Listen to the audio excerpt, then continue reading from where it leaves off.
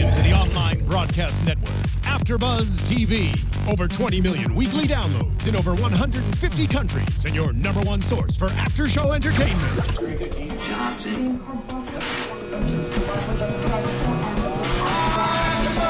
AFTERBUZZ TV, the destination for TV superfans, producing after shows for over 300 of your favorite TV shows, interviewing celebrities and showrunners, and bringing you behind-the-scenes exclusives. All thanks to E! Entertainment's Maria Menounos, producer Kevin Undergaro, and internet leader Akamai.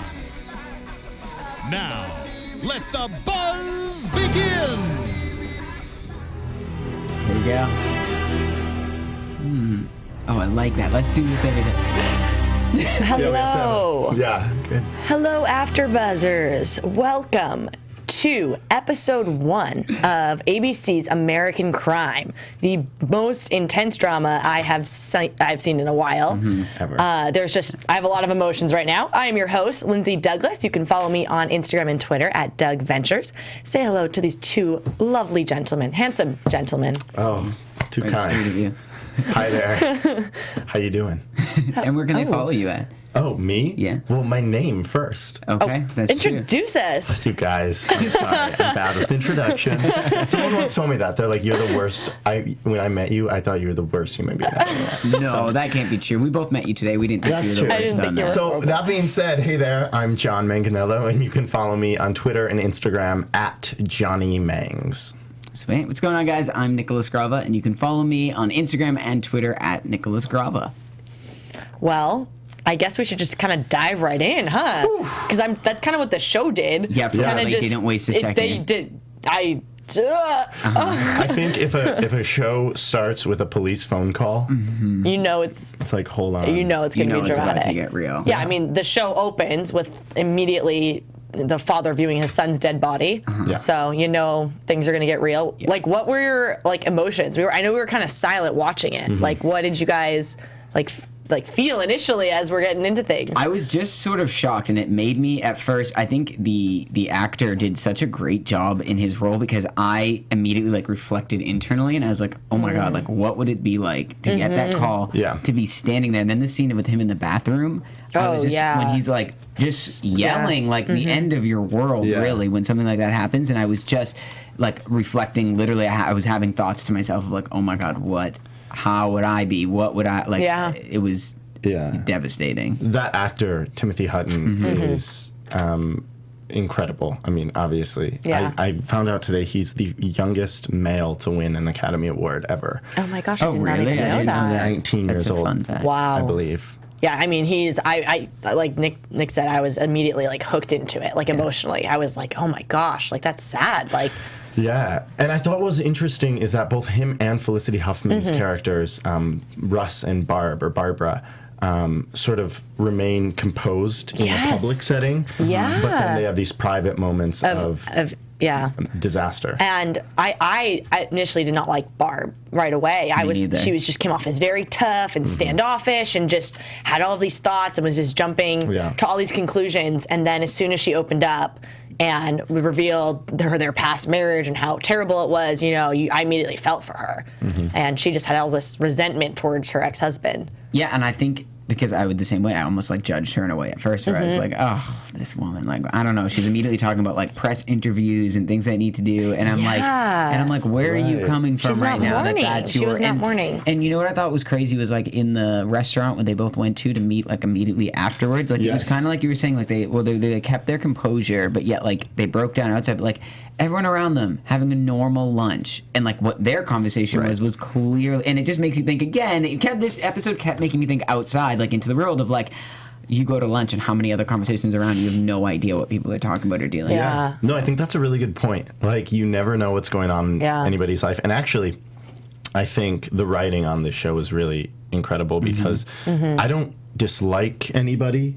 I don't love anybody. I just sort of see these people as human beings, at least in the first episode. And I think that's that is good writing. When you, especially for a show where you're not sure where it's going to go, you just see them as like flawed, interesting human beings, and I like that. It's real life. Yeah. It's not like this fake, dramatic, sci-fi, weird thing. You're like, oh my gosh, like this happens all of the time. And you're right. I do think that's so hard to do for writers to not like victimize or villainize or any character. Yeah. And you're right. No one is great. No one is bad. It's pretty much just real. They're human. We're seeing their flaws. We're seeing like their reactions to life. Like I feel like we're seeing the effects of drug addicts and like how that is just so like affects many different people's lives. You know. Right. Yeah. And also, sorry. No, that's it. Also, and I don't want to get too far ahead of where we're gonna be going, but I do think it's interesting because at the end of the episode, when we find out that all of their lives sort of intertwine, it's like, oh, so no one really is the villain because everybody is doing something that's affecting everybody else. Yeah. And I think that's more true to life. It is. You know who I'm not sure about is Tony and Alonzo. Yeah. I don't know. I feel like Tony may be a victim in the future. I'm not sure. Just right now in this first episode, I was like, wait, like he honestly doesn't seem to have done anything. Well, he's a kid. And he's like a kid. He's That's 16? Exactly it. Yeah, he's 16 years old. Yeah. He's making like a little bit of side money at the time. Yeah. He's renting out these cars at his dad's shop. And I think even the police, in a way, like have this attitude towards like, we don't care whether you are 100% guilty or innocent. Like they basically they wanted names, I feel like. They wanted people connected. They wanted to, like, put them away and like, close the book. And that, to me, like, scared me because I was like, they don't care about him personally. They want him to say, like, these few key things that they're going to be able to be like, okay, yes, connection, yes, moving on, done. They don't care about this kid as a kid being like, he's 15, he rented out a car with no malicious intent or, like, anything else besides that. But it's crazy. I mean, gosh, there's so much to talk about. Really I'm sorry. I'm excited about this show because it actually, to me, doesn't feel like network television. No. You know what? That's so good that you brought that up. It doesn't at all. You're right. And it's shot beautifully. It's shot almost like a film. There's not the dramatic underscore that we get. Even on there was really like actually good TV not shows. really much music. Yeah. Was there? No. Not that I noticed. It wasn't much like edited in music. It was more like during scenes there was like music from what was happening, which isn't always. Usually there's like music backing it to like heighten it, but they didn't need that. It did feel raw, gritty, and I think the acting, the writing, the way it was shot all brought it. Through the trailer, which is why I was attracted to the show in the first place, that's what I got. Oh, and it delivered on that. Can you tell we like this show? Yeah. We really ABC? I think we're done. Good job. We're good. No, I want to keep talking about it, obviously. No, I know. I just and I think there's obviously more to come. All these like social and like racial issues that are just very prevalent throughout the entire show. And I honestly haven't seen much of that recently. So for an entire show to be immediately based off of that, like that's going to get people talking, and that's going to get people thinking, and it kind of, that's, I guess it puts it more in a real life perspective. Well, I think it's so brave of a network, and that's why like I applaud them for doing it, because so many networks either like kind of slightly touch on it in like a safe manner, and I feel like they're just really going for it. And I think through you sent us a podcast that we were listening to about the show earlier, and I think even that was something that was distilled down from the creators of things that like they came to the assumption that they were going to go for things and they weren't going to just like tiptoe around things, like they were going to do it. And I applaud them for that. And we also want to hear what the viewers think, and so we want to make sure that we use the official hashtag for the show, which is ABTV American Crime. Yeah. We definitely want to get a response from you, and we will be checking it throughout the show. Just like tweet us your comments or questions, and we will reach out to you. Because this definitely gets us talking, Absolutely.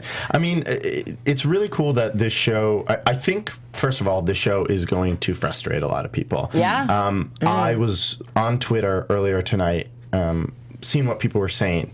People are like, oh my gosh, everyone's so racist, this show's terrible, blah, blah, blah. And I'm like, no. You're completely missing the point. These people are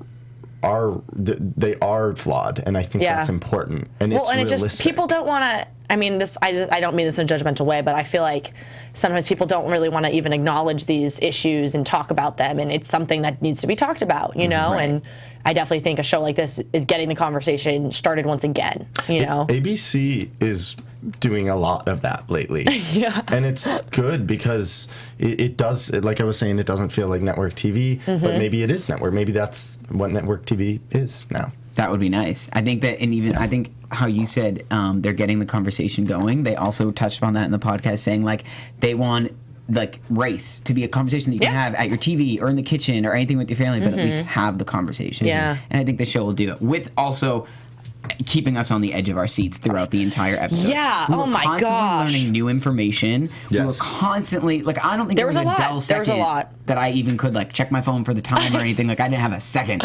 I was like trying to write down notes. I was like, another person's coming in. Oh yeah. Oh my gosh. So let's. Do you want to break it down? Yeah, Do you wanna I mean, see who we have. who We have a should bunch we- of different new characters. Well, they're all new. what about Aubrey and Carter? Okay, yeah, so- the druggy meth couple. Yeah. I mean, I don't feel bad for them. I'm like sympathizing with them, just in a way, just because of just their hard life and they're just like addictive, like personalities and things like that. Like I don't know. The show didn't make me feel bad for them. Right. You know? Did it make you guys feel bad? No. I feel frustrated, right? You watch this and you think, oh, wait, no. I can kind of see where this might go, and we don't want that to happen. But it is lifelike. It feels very realistic. I think that's what it is. It does feel realistic, and for them specifically, like I was watching them and like just seeing how they're owning their reality from the beginning, where she gets jumped in, or not jumped. She kind of is antagonized back and forth with them, but like she's beat up in the bathroom. Then he grabs her, and like also they're like.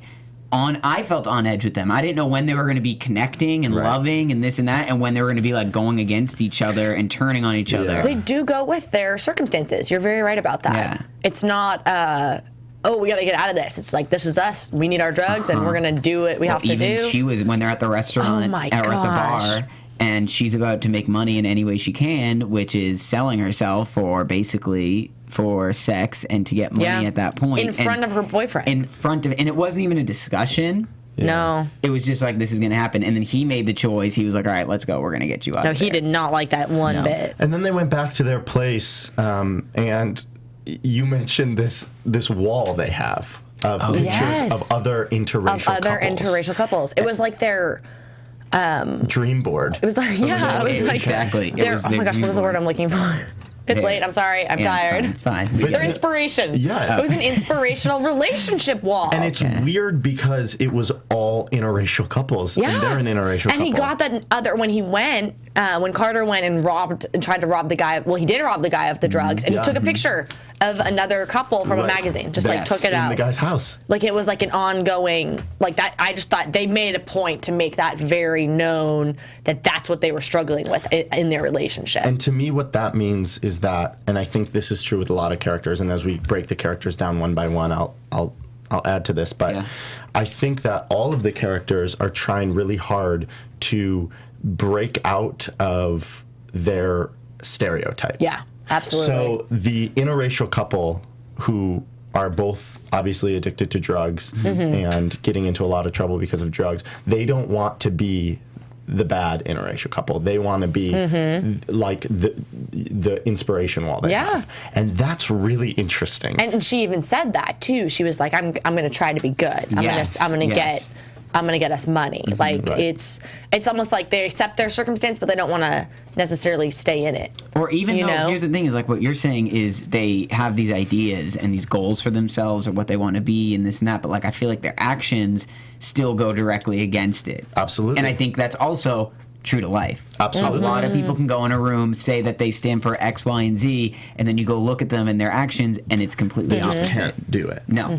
Yeah, my this is a side note, but my mom works for the juvenile court back in Michigan. Oh, okay. And she talks a lot about how young people who are troubled and who, maybe steal or do drugs or whatever, they really do want to change a lot of times, and they can't, given their circumstance or given their upbringing or what they know. All they know is this life, and I think that these two characters are just like they exhibit those qualities. Like, we want that, but we only know this. It's like, okay, we want that, but we need money, we need food. How do we get money? How do we get food? We need to sell drugs. We need to steal drugs. We need to rob. Right. They're in that cycle, and I think you're right. They have, but then you have somebody like Tony, who is really his father. Like he said, his father went out there and he said that is Alonzo, his father, and he said, me and my wife, like, we did everything the right way. Like, we brought you guys up the right way, and now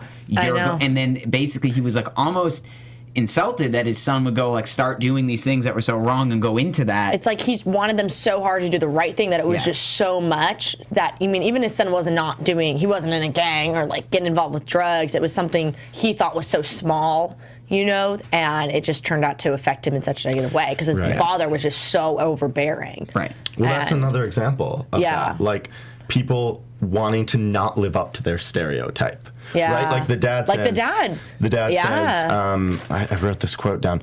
Do you want to be another cholo in jail? Yeah. Mm-hmm. And I mean, like, whoa, like to see a Hispanic character say that, it's like he is uber self-aware of what his stereotype is. Oh, yeah. And he's doing his best to keep his kids out of jail, out of doing drugs, all these things that are total stereotypes, right? But he doesn't want his family to go down that road. Yeah, he definitely has made that, and that was another thing from the show that was made so clear. Yeah, was just the son always being like, you don't want us to do anything. You check my phone. You don't you freak out over everything. Like it was just, he wants them so bad to just maybe go to college and make sure that they do all of these things that he just he didn't correctly maybe parent him the right way. Yeah, I don't know. So the Tony and Alonzo relationship, the father-son relationship, is really compelling to me. Yeah. In fact, that might be my favorite relationship so far, at least in episode 1, because there is at least some sort of I didn't know better in that relationship because we're dealing with a kid. And that, to me, is compelling because it's actually the most heartbreaking in a way. Yeah. I think Tony is one of my favorite characters right now, just because on like a to connect level, I think that's what makes like a character really like something that I like in a character, is because he's so innocent. Yeah. And he's gotten himself in the place, and like any of us at any time, like I relate to that. Like you could just stumble in a place and suddenly he's in this situation being questioned with police. No matter what his dad says, no matter what he says, no matter what's on his phone, wrong there's place, this higher wrong time. power that has control over his life right now. Right. Just because he was in a few wrong situations, and like that's terrifying. And I can relate to him in that when he was getting pulled away by the police, that scene when he was getting dragged away, his dad's yelling, he's crying. I was just like sitting there. I had like chills. I was just sitting there watching this, being like, absolutely. The acting, by the way. I mean, just let's not even talk about the plot or anything. Like the acting. This is. I wonder how old this actor is. I'm gonna look him up because he is phenomenal. He's got some acting chops on him. Yeah. And no, I mean everyone. Like I wasn't like at one point like, oh, this is a little like.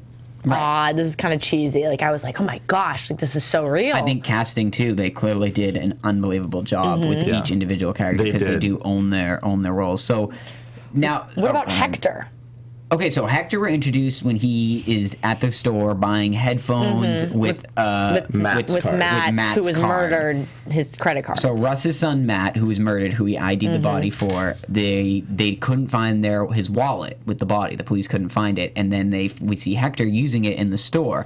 So first impressions on Hector is obviously when I was like, oh, this is like some bad dude. Clearly he's stealing. Like I'm sitting here judging this guy up and down, and then you see his life. You see at the ending, even when he's laying in the hospital bed, we hear a little bit about him, and suddenly I'm like, okay, look at how, like, I don't want to say I didn't, I don't want to say, like, He said the meth head just gave him the wallet. Yes. Right, and is in, like, return for payment. As in return so it's for like getting he didn't him actually for do... driving him to a certain point. So everyone is so compartmentalized in this that it's like, you don't have one person to point the finger. They don't, True. And I think as a society, we all like to point one finger to one person. And then they kept, I think, him being shot was like such a main thing. He's like, why did you shoot me? Like, you know? And I mean, the way they did it in the show, I was like, I don't know why they shot him. Like, they kind of had him cornered there. But, I mean, okay, and this is going to be a slippery slope. No, I know. No, go. I mean, talk about timely, right? Like, cops shooting at an unarmed minority. I know. And I mean, I think that they obviously included that for a reason. There's, they obviously have an agenda, as does everyone, you know, like when you're shooting something like this. And yeah, I mean, it's definitely, I think, going to step on a lot of toes and bring up a lot of conversations. Absolutely. I think, again, it brings up, like we said at the beginning, if anything, it just brings up conversation. Absolutely. Yeah. The timing is definitely... interesting. Yeah. And I actually really do applaud a major network for opening that can of worms. I just think that's what it takes right now for a major network to, I think that's... I don't know why you guys say that, because, like... Yeah. I mean, it's all over the news. That's all major network stuff. It's not like we haven't been seeing or hearing about that. Absolutely. But I think written dramas sometimes step away from the reality of what is happening. Yes, I agree. We're seeing it on the news, and we're seeing it portrayed in a lot of different ways on the news, and who knows you see two different sides of it and all these things. But I think, like, name a network show that's accurately portraying the struggles and things that's happening, and I don't see that. No, right. I know. And you're right. If a major network really delved into this issue, then I would agree with you. But they have an agenda as well. Well, and we're only seeing, stories like Trayvon Martin and Michael Brown. We only see them from this sort of bird's eye point of view. We look above. This, we're diving into these characters' lives and seeing where they came from, why they did it, and hopefully we'll go beyond that. You know what? I think that you just said that is exactly I think the point of the show. It's like, in a way, all we see on the news is the police side and the formal side and this side, but we're seeing on this show the exact side that we never see. We don't see the families, we don't see the reasons, we don't see the truth,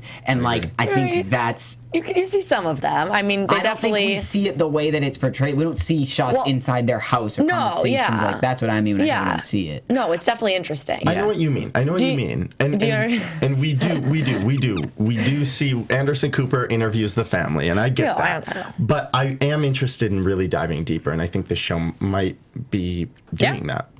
No, it is. I mean, look at the conversation we're having right now.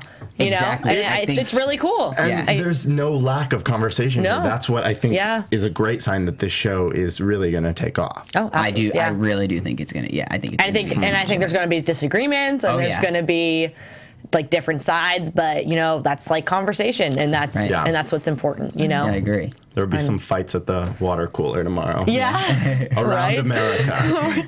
Around American water coolers. Hey, can we actually talk about the title for a second? Yes. Ooh, because what a general title, right? American Crime is a pretty broad title. Yeah. And I think it's going to have to fill some big shoes here. American Crime. Could you be any more vague about crime in America? And I think that's why they did it, I would guess, obviously they did it on purpose, but I think, so this specific, I wonder, this is actually, I'm going to kind of go off of that, but I wonder, for this episode, we see this episode of how the specific case that we're dealing with. I wonder how long that's going to be. Is this going to be the whole first season? Is it going to be the whole show? Or is this going to be 2 episodes moving on? Yeah. Is it going to be new crimes? Is it going to be, I don't think it's going to be like a procedural drama where it's a new thing every week. I think that's not at all what they wanted to go for. But I wonder, did they keep it broad so they could cover what's happening in the news, or broad things, and sort of write anything they would like into it? I think this is, Felicity Huffman described it as an anthology,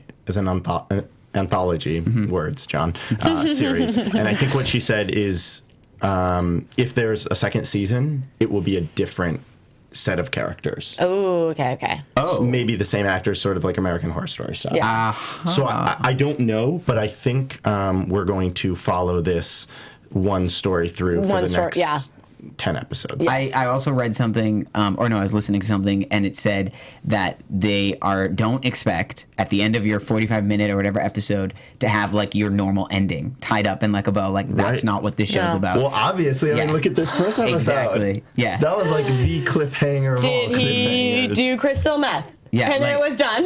Right. And it was what? Wait. Crystal meth. What? Excuse me. He was a war veteran. Exactly. All things that we would usually be oh, look at this. They kept doing clips of their wedding. They're already breaking down the stereotypes that we already have. No, that's perfect. Even what I just said. Veteran and blue collar, But that's what we Who's to say? Yeah.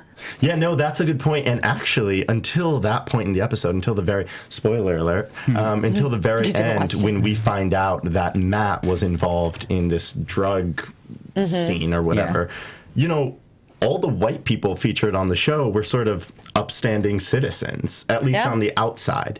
And now we're learning that, no, it's not just the minorities who are, dealing drugs or getting involved in murder or whatever. Like life, it is everyone. It's everyone. There are many different aspects to this. And I think that is one part of what I liked about the ending. Also, I'm just really excited to see what happens. No, I know. I'm honestly very excited. Like, there's just, I mean, it was interesting how they arrested everyone at the end, you know? Yes. Wouldn't you agree? Like, it just kind of all, you were kind of like, wait, what do they have to do with it?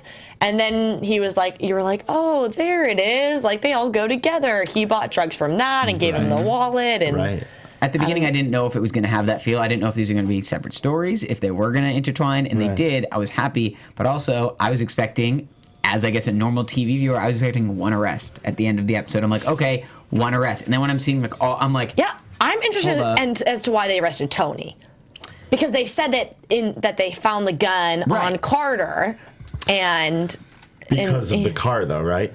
But why would that? He rented the car? But they said we arrested him. You're under arrest for murder. I think, and then right after that, they cut to the police talking to Barb and Russ and saying we have 3 people. One is the actual person who did the murder, and the other two are accomplices. Okay. Yes. And I'm sure, obviously, accomplice. Don't ask me. Wow. Real smart here at AfterBuzz, folks. Yeah, there we go. His accomplice. We know our vocab. He was an accomplice. He was an accomplice. An accomplice to murder. I just think, so here's my thing, though. Here's my question for you. At the end of this specific episode, we now see everyone's been arrested. We now see Barbara, the mother. She wants to see. She wants to go up there and she wants to see what's happening. She's a hard character. This is what I was going to say. I can't get a feel of what her motives are, what her objectives are, where she stands on it. Because I see the other family, Gwen's parents, when we were introduced to them quickly in the beginning of the episode. I see Russ, the father, and I kind of can I can get a feel on everybody. But her, I don't know. I'm not. What are you guys thinking? Like towards the end of the episode, everything finds out. Like she wants to go up and she wants to see him and she wants to talk to the news, but yet she did raise these kids from nothing and help them. I don't know. I feel like maybe because of that, because of her rough upbringing with the kids, she's always had to be tough and always had to be. She's had to be both parents, and I felt like that came up between them, and she just has to be, she has to stand up for her son, who obviously cannot stand up for himself. Like and I don't know. She hasn't shown a sign of weakness, and Lindsay, that's very important. That's a good point. I didn't think about that. Yeah, she hasn't even cried. We have not seen her cry or mourn her son. And that's something I think we could talk about. Like, what's up with that? Yeah. She is so worried about the reporter. I mean, she doesn't even believe her son's dead. I get that. Maybe she's in shock. Absolutely. But there's something about her that seems disconnected. Yes. And that's at the beginning what I responded to, and I was like, I didn't like her in the beginning, and I felt like she had like ulterior motives because I was like, you're not mourning as I deem you should mourn at this moment, and she wasn't doing that, and that's when I was like, then where are you coming from? What is this? What are you trying to do? It's like she has resentment towards her husband because of what he did, but totally. It's like but he even said it. He was like, that was 20 years ago. Like it's very odd that she's still holding on to it so like roughly. Yeah. I don't know. She just. Well then, and she said to her husband, well, it's really easy to be a father or be a parent when all you have to do is stand here and look sad. Yeah. I'm sure we'll break more into it, but that was tough. No, her character was. It had me. That was the one character that I was like questioning. Yeah. Not her motives, but just like, wow, where does she stand? Because you haven't really seen it. She's gonna be an interesting character study. Yeah. She's gonna be interesting. And I think she's gonna be very powerful. I think we're just gonna start seeing her start putting the first foot forwards and taking things. Another thing I thought was interesting is that I'm not interested in this show so much as like a whodunit, like a serial or a murder mystery. I'm really more interested in the connection between the people. Yeah. Just the personal connection. I think I would agree with you 100%. I think that's sort of like what they were going when they say like they're not going to give you the guy at the end or they're not going to be, you know what I mean? I think that's that's the point of it. Also, like the reality of like how long this process goes for. Like, didn't they reference or someone said like it could take 12 years? Oh my gosh, execute. yeah. The mother said that it could take 12 years execution. Like, we don't, at least like, I don't know. I don't realize that. I think sometimes our media portrays it as like start end. Right. No, but it's like these lives will go on forever and deal with things forever. Oh yeah, it does take a while. Huh? And the media likes to, they like to tie everything up with a nice bow. Oh yeah. And that's obviously not what this show's going to be like. No. I think we're going to go back and forth on these characters as we would real characters in our lives, real people in our lives. I read that Felicity Huffman and Timothy Hutton didn't speak to each other at all on set. Oh, to like keep their... To like keep the that. distance. Oh, that's good. And he said it wasn't necessarily deliberate. It was just like we realized we couldn't have fun. You can't be friends and while then you're get on trying. screen and do what they did. And I think that show, I mean, they're great. I mean, it was amazing. Yeah, honestly, yeah. I'll go for that. I'll be down for that. And Felicity Huffman said she had fun a total of once the entire time they filmed. Oh, she said it was not horrible, but it was difficult. I'm sure, yeah. And then one day they were like, we can't do this anymore, so they just got up and danced together. Well, yeah, I mean, the whole tone of the show is it's not a happy one. No, I think that's, like, as we keep commenting on the grit of the show, I think it's things like that make it, because, I mean, this is a generalization, but, like, I don't know of a lot of other shows that's the spirit behind them. Because usually you go to a show to break away from reality, you know? I mean, you go to kind of watch someone else's drama and someone else's life, and, oh, that's fun, but you're like, oh, wait.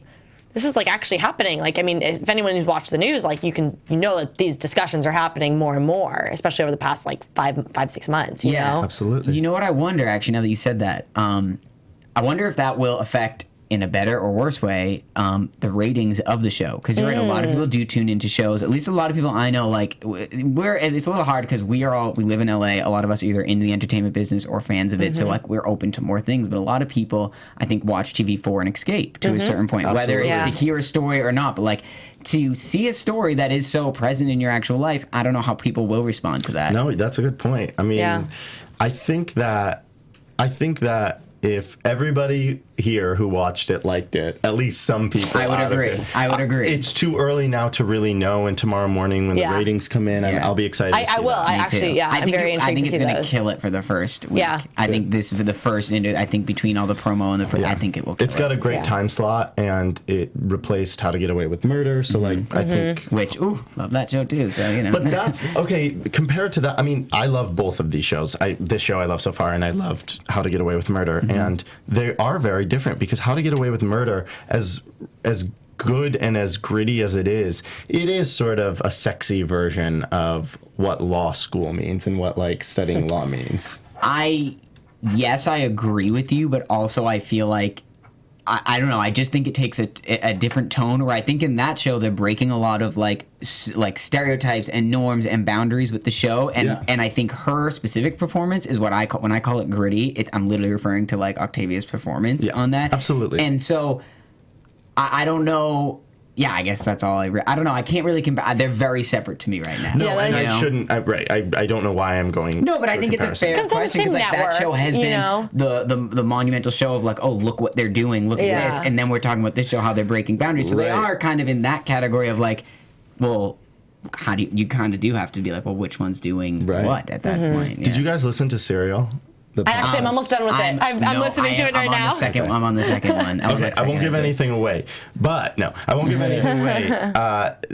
I think the reason people keep coming back episode after episode is because we want to know who did it. Yeah. What happened here. Absolutely. Well, let's put these random facts together in a way that explains something to us. And I don't think we're going to get that with this show. I don't think so either, but it's funny that you say that, because like you said, like the media tries to do that, wrap it up in a bow or like something like that, give us an ending. I think they do that usually because that's what society wants. And like you're saying, like they're listening to serial podcasts and we want that. For some reason, I think that's just in us as a society. We might not be getting a happy ending. And I don't think we're not going to be getting that. And I think it's going to be a nice reality check. I'm excited to see where it goes. Me too. Same here. Yeah.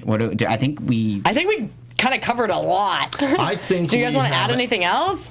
Answered all of life's questions. Let's hit some predictions for next year. Let's gosh. get into the predictions. Let's hit some. Your AfterBuzz TV predictions. Prediction. Love that. I want to see poor little Tony get out of jail. Yeah. I do want to see that. I don't know if I'm going to see it, though, for a while. I think he might get out before. I think he Sooner might rather maybe. than later. I hope sooner. He obviously. I mean, I shouldn't say obviously. I don't want to be presumptuous, but I don't think he could have played much more of a role than just making giving the car money. out. See, I don't either. Watch us all. But that's what I'm scared to say because I really don't know. You never know these days. This is the exact show to do it opposite. Who do you think is the murderer? That actually. I think it might not even be any of those characters. I think they could bring in another one. Okay. I think I do. I think I know. I just feel like at this point you don't even know. Do you know? No, Do you have someone that you would think at this point?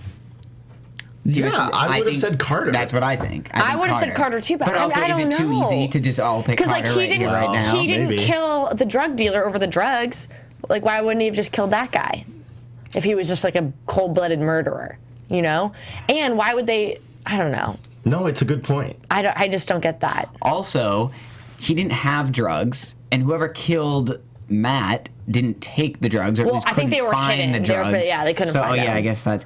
I don't know. I think at this point, the wife isn't clean. She is obviously a huge part of it. I think they're trying to play her as the victim. Well, that's actually good. We actually never really talked about Gwen.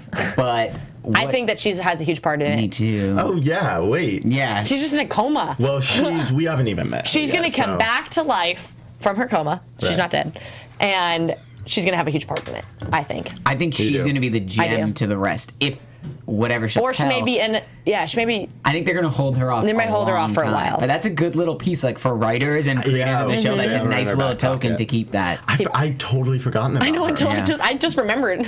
Because in my mind, Matt's dead. I forget. You just crossed that whole storyline out. Yeah, same. Gwen is very much alive. She's like, well, she's hanging on. And you know what? Gwen's parents are very interesting to me. They don't want the reporter involved, and maybe they know more. See, I think maybe they suspected. Yeah. Oh, maybe like she's confided in them. Maybe, maybe she was like, oh. See, to me, I looked at them and I'm like, that's normal mourning. Like they don't want press. They don't want to talk about it. That's how I associate it. That could just be my own generalization. I'm not sure. But when Barb, am I saying Barb? Yeah. When Barb says, "Come on, we really need to keep this story alive. We don't want our kids to just disappear." Yep.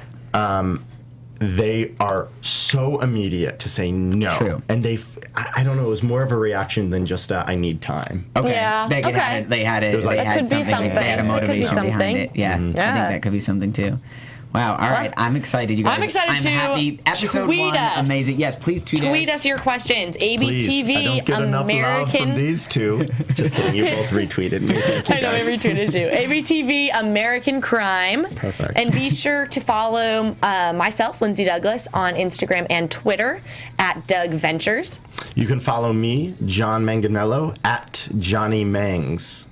And you can follow me, Nicholas Grava, at Nicholas Grava. We'll see you guys. Adios.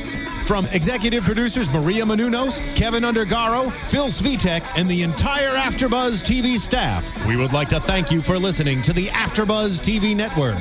To watch or listen to other after shows and post comments or questions, be sure to visit AfterBuzzTV.com. I'm Sir Richard Wentworth, and this has been a presentation of AfterBuzz TV. Buzz you later. The views expressed herein are those of the hosts only and do not necessarily reflect the views of AfterBuzz TV or its owners or principals.